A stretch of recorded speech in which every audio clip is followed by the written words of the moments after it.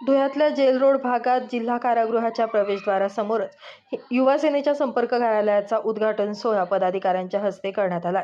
रस्त्यावरच कार्यालयाचं उभारल्यानं प्रशासनानं पदाधिकाऱ्यांना विनंती देखील केली. मात्र जेल रोडवरील फळ विक्रेते वगळता जेल रोडला 2 दिवसात अतिक्रमण मुक्त करा, अन्यथा जेल रोड या ठिकाणीच पक्के बांधकाम करून कार्यालय उभारण्यात येईल, असा इशारा हिंदू युवा सेनेच्या अमोल सूर्यवंशी यांच्यासह पदाधिकाऱ्यांनी प्रशासनाला दिलाय. पाचकंदील भागातील मार्केट जमीनदोस्त केल्यानं त्या भागातील व्यापाऱ्यांना पर्यायी जागा म्हणून जेल रोड येथील जागा प्रशासनाच्या वतीनं देण्यात आली होती. मात्र त्या ठिकाणी अनेक राजकीय पक्षांसह संघटनांनी अतिक्रमण करत कार्यालयात थाटल्यानं त्या अतिक्रमणाला हिंदू युवा सेनेच्या पदाधिकाऱ्यांनी विरोध करत थेट रस्त्यावरच हिंदू युवा सेनेच्या कार्यालयाची स्थापना केली. 2 दिवसात जेल रोड अतिक्रमण मुक्त करा, अन्यथा रस्त्यावरच पक्कं बांधकाम करून कार्यालय उभारण्यात येईल, असा इशारा हिंदू युवा सेनेच्या पदाधिकाऱ्यांनी मनपा प्रशासनाला दिलाय.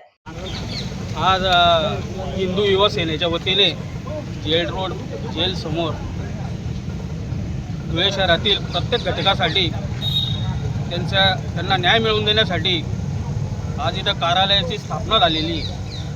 मुळात या प्रतिकात्मक कार्यालयाची स्थापना करण्याचं कारण म्हणजे आज शहरामध्ये जागोजागी काही संघटनांचे पक्षांचे कार्यालय रासरोसपणे बांधणं, कॉन्क्रीट काम करणं, कॉन्क्रीट कार्यालय बांधणं असे प्रकार अतिक्रमणाचे चालू आहे. म्हणून आम्ही आज प्रतिकात्मक कार्यालय सुरू केलं आहे. मुळात ही जागा मार्केटचे जे फ्रूट व्यापारी आहेत त्यांच्यासाठी पालिकेने अलाव केली आहे की इथं फक्त फ्रूट मार्केट जोवर तयार होत नाही तोवर त्यांना इथं गोडाऊन म्हणून अलाव केली. पण त्याचा गैरफायदा घेत काही संघटना, काही पक्ष हे त्यांनी त्यांचं अतिक्रमण करून कार्यालय स्थापन केली. ही दिशा योग्य नाही. यापुढे भविष्यात या गोष्टीचा सगळ्याच घटकांना त्रास होणार आहे. म्हणून हे आम्ही आज प्रतिकात्मक कार्यालय स्थापन केलं आहे. आणि जोवर हे सर्व काही निघत नाही तोवर हे कार्यालय इथंच राहणार आहे. 2 दिवसाची आम्ही प्रशासनाला, पोलीस प्रशासनाला, आयुक्तांना मुदत दिलेली आहे. जर यांनी 2 दिवसात चालू नाही केलं काम तर आम्ही इथं पत्रे कोबा करणं, पूर्ण RCC बांधकाम सुरू करणार आहोत. याची प्रशासनाने दखल घ्यायची आणि पुढे जे काय होईल त्याला प्रशासन जबाबदार राहील याची सर्वांनी नोंद घ्यायची.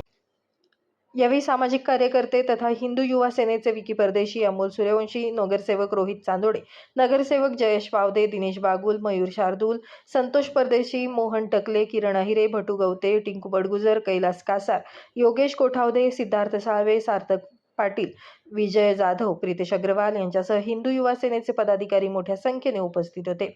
Bureau report, Lumbini news, Dhule.